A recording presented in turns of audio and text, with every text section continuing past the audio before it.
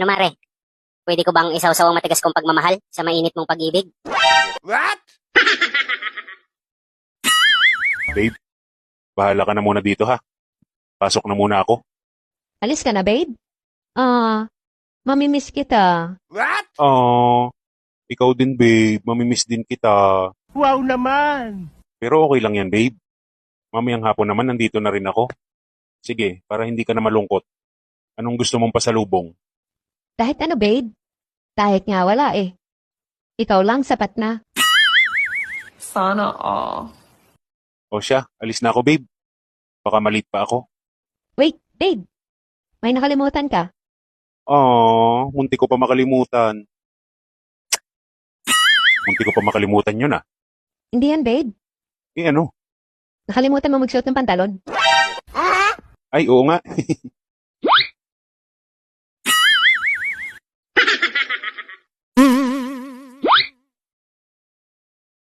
Oh, babe, okay ba? Oo, pay. O sige, bye.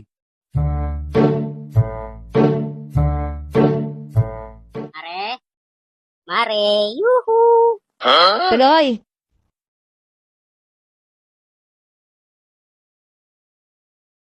O pare, napadalaw ka. Mare, asa si pare? Kakaalis lang? Bakit? May hihiramin sana ako sa kanya. Ano yun? Ikaw?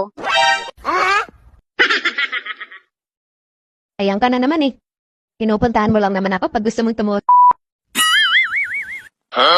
Hindi ba pwede? Ayoko na. Naaawa na ako kay pare mo eh. Eh bakit? Hindi ko naman siya inaano. Ikaw lang naman ang inaano ko. What? Ano mare? Pwede ko bang isawsaw ang matigas kong pagmamahal sa mainit mong pag-ibig? What? Naku! Mahirap yan. Tigilan na natin yan, pare. Huwag naman. Paano ako? Bahala ka sa buhay mo. Maghanap ka na kasi ng babae na para sa'yo. Para hindi yung lagi ka na lang makikisawsaw. Anong palagay mo sa ating sawsawan lang? Grabe ka naman. Parang nagbago ka na, mare. Hindi na ba ako mahalaga sa'yo? Alam mo, may naisip ako. Ano kaya kung iprank natin si pare? Ha? Anong prank? Kunwari, jowa kita. Tapos magtanan tayo. Tapos babalik tayo after 30 years.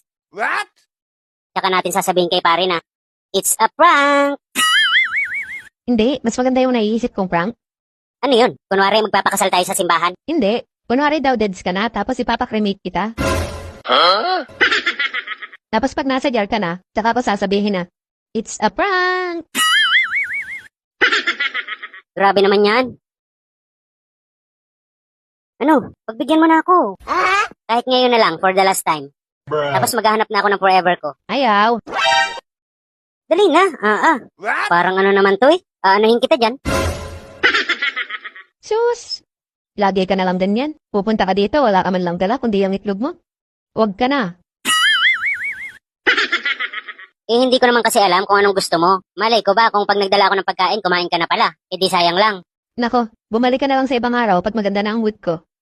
Sa ibang araw, eh paano ngayon? Daya mo ha? Anakan kita eh. Sus! Atungan mo na lang yan ng yelo, init lang yan. Grabe ka naman. Hindi ako aalis dito hanggat hindi mo ako pinagbibigyan. Maglulupasay ako dito, sige ka. What? Ang kulit. Sige na ma. Wow naman! Pero mabilis lang ha. At saka, pulo lang.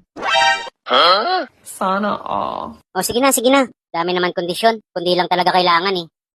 Babe, Ala, si pare mo. pare.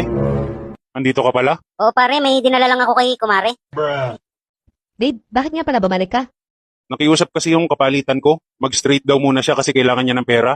Ano pala yung dinala mo pare? Ano? Nanghiram kasi si Mare ng pera, pambayad daw sa kuryente nyo.